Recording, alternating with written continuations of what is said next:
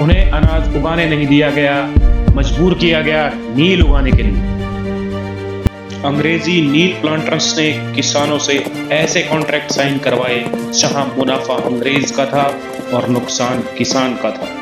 परिवार के लिए अनाज नहीं, कर्ज से निकलने का कोई रास्ता नहीं, सिर्फ भूख और डर।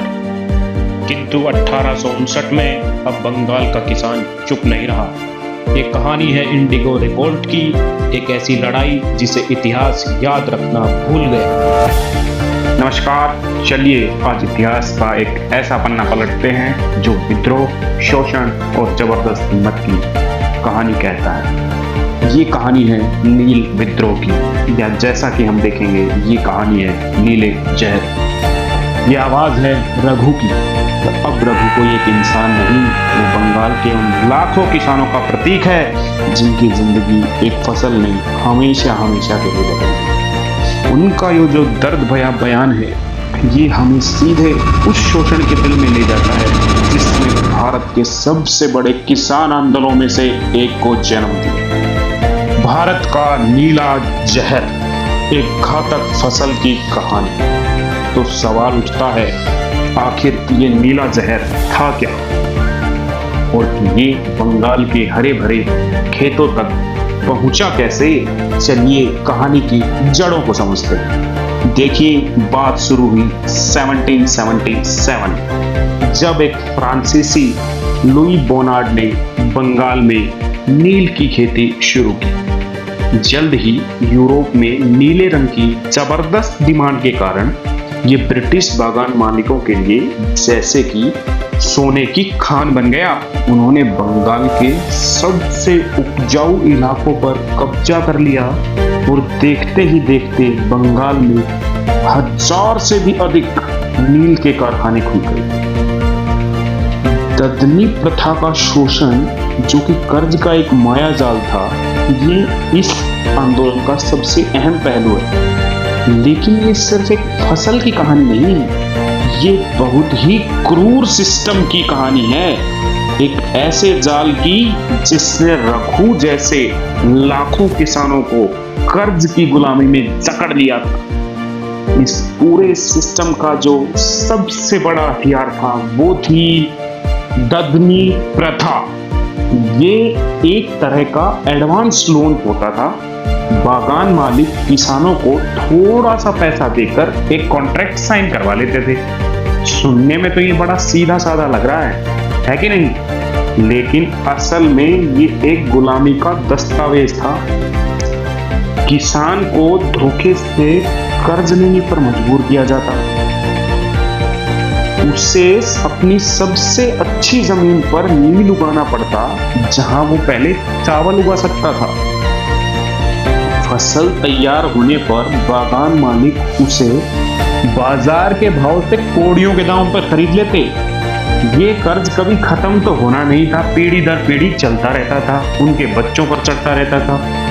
किसानों को उनकी नील की फसल के लिए बाजार के मूल्य का महज 2.5% दिया जाता था। लेकिन किसान चुपचाप से ये सब सहन तो कर नहीं रहे थे। पहली चिंगारी 1859 में, जैसे कि जो 1859 में जो विद्रोह हुआ था ना, वो कोई अचानक हुई घटना नहीं थी। इसकी चिंगारी धीरे धीरे से किसानों के मन में सुलग रही थी। 1808 में ही विश्वनाथ सरदार, बीसे डकैत जैसे नेताओं ने बागान मालिकों के खिलाफ हथियार उठा लिए थे। हालांकि उन्हें फांसी दे दी गई, लेकिन उन्होंने विरोध की एक मिसाल भी तो कायम कर दी थी। फिर 1833 में एक कानून आया जिसने बागान मालिकों को और भी ताकतवर बना दिया। और फिर 1859 के पतझड़ में सब्र का बांध टूट गया। इसकी शुरुआत हुई नदिया जिले के गोविंदपुर और चौगाचा गांव से। विष्णु चरण विश्वास और दिगंबर विश्वास के नेतृत्व में हजारों किसानों ने एक आवाज में कहा, हम नील नहीं उगाएंगे। ये सिर्फ एक इनकार नहीं था, और ये एक ऐलान जंग था। विद्रोह नदिया से शुरू होकर पाबना और खुलना समेत कई जिलों में तेजी से फैल गए। किसानों ने संगठित होकर लड़ाई लड़ी। जब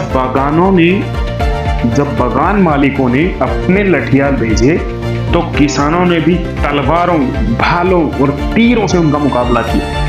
यहाँ तक कि उनकी महिलाएं भी अपनी रसोई के बर्तनों के साथ लड़ाई में शामिल हो गई। इस विद्रोह की सबसे खास बात, किसान अकेले नहीं थे। कलकत्ता का पढ़ा लिखा बंगाली मध्यम वर्ग किसानों के समर्थन में उठ खड़ा हुआ।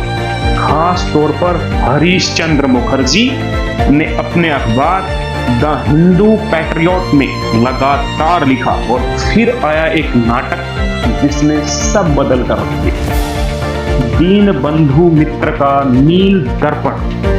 इस नाटक ने किसानों की पीड़ा को इस तरह दिखाया कि पूरे भारत और यूरोप में तहलका मच गया।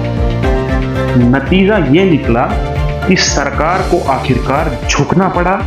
1860 में नील आयोग बनाया गया। फरीदपुर के मजिस्ट्रेट E.W.L. टावर ने गवाही दी कि नील का एक भी बक्सा इंग्लैंड नहीं पहुंचा जिस पर इंसान के खून के धब्बे न हो। ये स्टेटमेंट कोई आम स्टेटमेंट नहीं। नील विद्रोह ने प्रतिरोध की ऐसी विरासत छोड़ी जिसने आगे चलकर भारत के स्वतंत्रता संग्राम को एक नई दिशा दी। 1859 का नील विद्रोह और लगभग 60 साल बाद 1917 का चंपारण सत्याग्रह, जो कि महात्मा गांधी ने किया था, एक ही धागे से जुड़े हुए। नील विद्रोह की कहानी आज भी हमें याद दिलाती है कि जब भी आर्थिक मुनाफे को इंसान की जिंदगी और पर्यावरण से ऊपर रखा जाता है तो विद्रोह की चिंगारी जरूर भड़कती है। आपको क्या लगता है कि नील विद्रोह क्या था? आंदोलन? मुझे तो नहीं लगता। नील विद्रोह केवल एक फसल के खिलाफ आंदोलन नहीं था, बल्कि यह भारतीय किसानों के आत्मसम्मान और अधिकारों की लड़ाई थी। जब किसानों ने जबरन खेती करने से इनकार किया तो उन्होंने शोषण की जड़ों को चुनौती दी। बिना हथियार उठाए केवल एकता और साहस के बल पर किसानों ने अंग्रेज सेना की क्रूरता को उजागर किया। इस आंदोलन के दबाव में बनी नील आयोग की रिपोर्ट ने किसानों की पीड़ा को देखा, समझा और स्वीकार किया और नील की जबरन खेती व्यवस्था को कमजोर कर दिया। यद्यपि यह विद्रोह सीधे स्वतंत्रता नहीं दिला सका, लेकिन इसने यह सिद्ध कर दिया कि संगठित जन प्रतिरोध से परिवर्तन लाया जा सकता है।